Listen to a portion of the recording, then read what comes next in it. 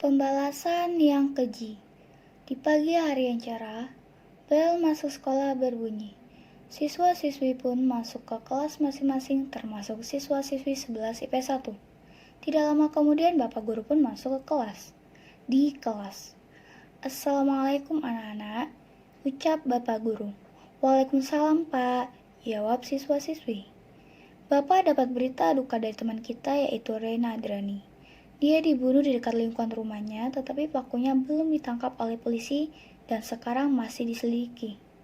Jadi, Bapak minta kalian setelah pulang sekolah langsung pulang ke rumah, jangan ada yang keluyuran atau nongkrong. Paham? Paham, Pak, ucap serentak siswa-siswi 11 IPS 1. Baik, sekarang kita lanjut belajar. Silakan buka buku paketnya bab 2. Siswa-siswi 11 IPS 1 pun belajar sampai jam istirahat. Bel istirahat berbunyi.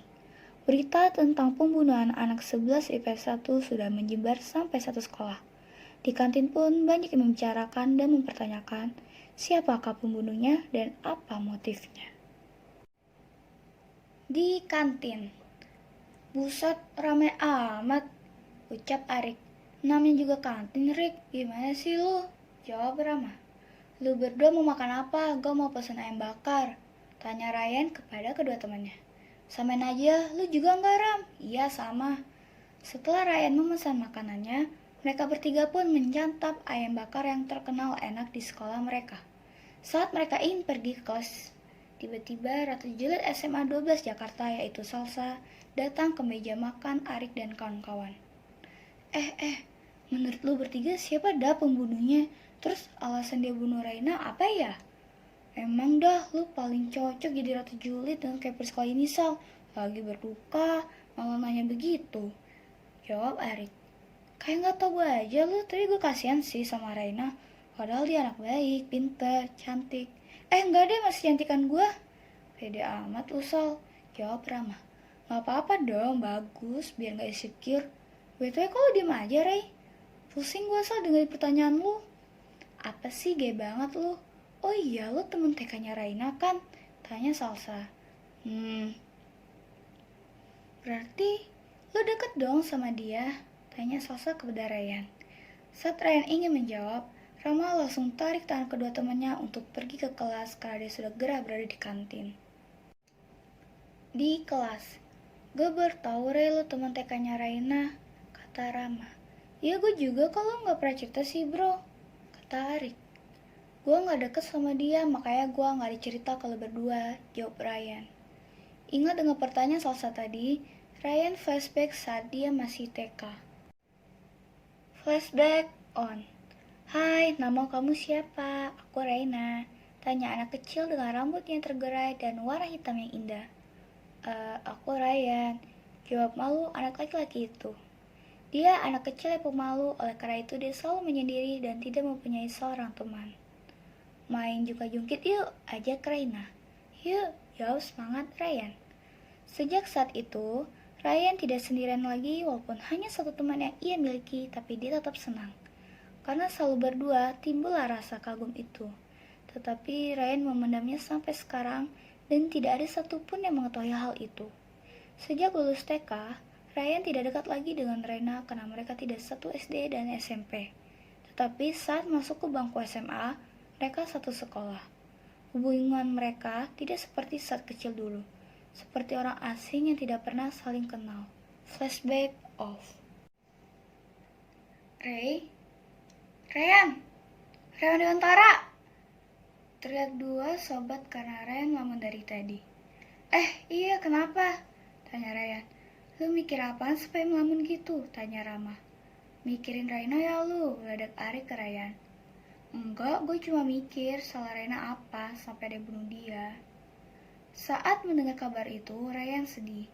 Sangat terluka hatinya, tetapi dia menutupinya. Iya, Ryan jago dalam hal itu.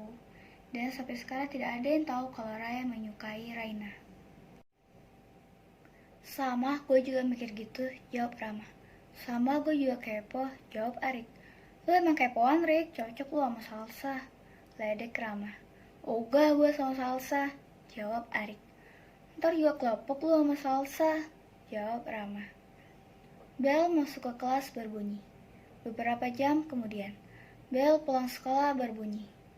Nongkrong dulu yuk, ajak Arik. Gue ada school basket, jawab Rama. Skip, gue ada urusan, jawab Ryan. Yaudah, gue nongkrong sama bocah IPA. Duluan ya bro, jawab Arik. Iya, hati-hati, jawab Rama dan Ryan. Gue duluan ya Ray, udah dipanggil sama tim gue, jawab Rama. Iya bro, kata Ryan.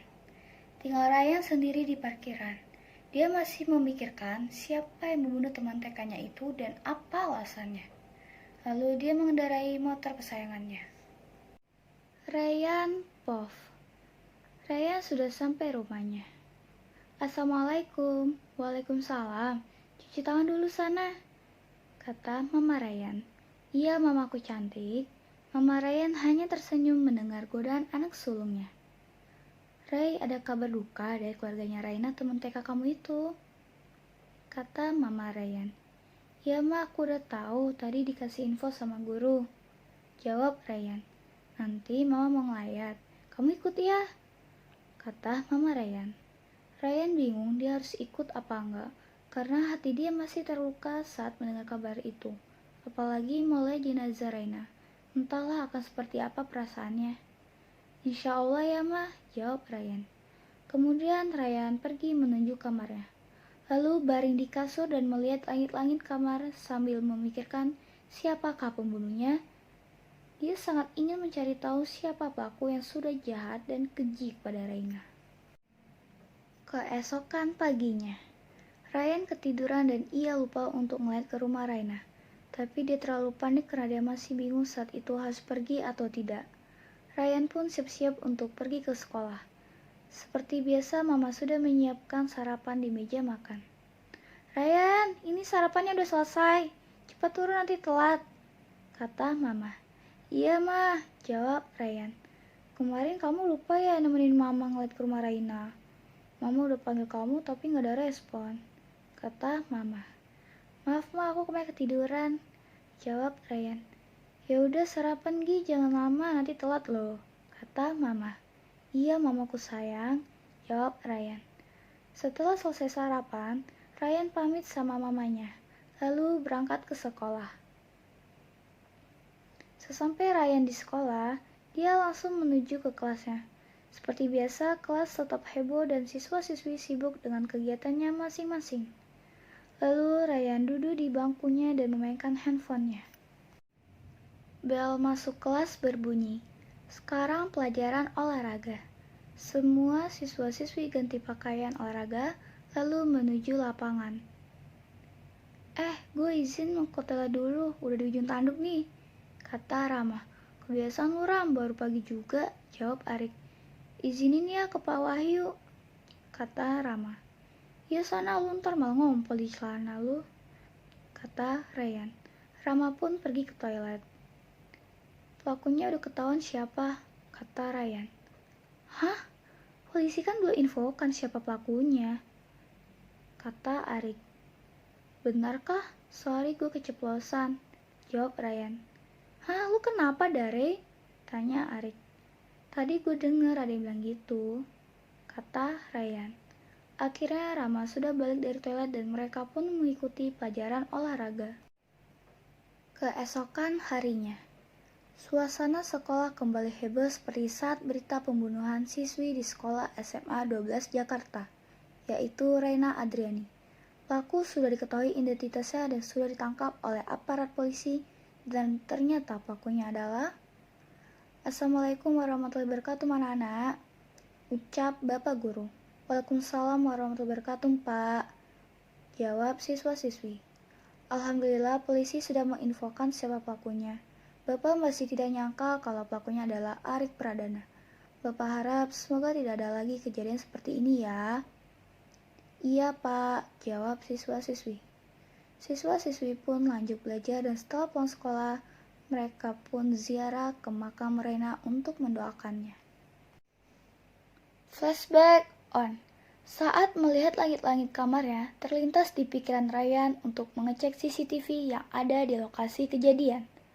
Dia ingin mencari tahu siapa pelakunya, tapi seketika bunyi notif dari line handphonenya.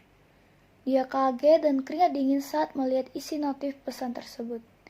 Isi pesan itu sebuah video seseorang yang membunuh gadis remaja dengan beberapa luka tusukan, dan gadis itu adalah Reina Adriani. Tetapi siapakah yang kirim video ini? Nomor yang tidak diketahui, dan dia memvideokan dari jarak jauh. Kenapa dia tidak langsung melaporkannya? Akhirnya Ryan langsung bergegas ke kantor polisi untuk melaporkan, karena dia tahu siapa pelakunya. Sangat terlihat jelas dalam video itu. Polisi pun langsung datang untuk ke rumah pelaku, tetapi Ryan menahan. Besok saja, Pak.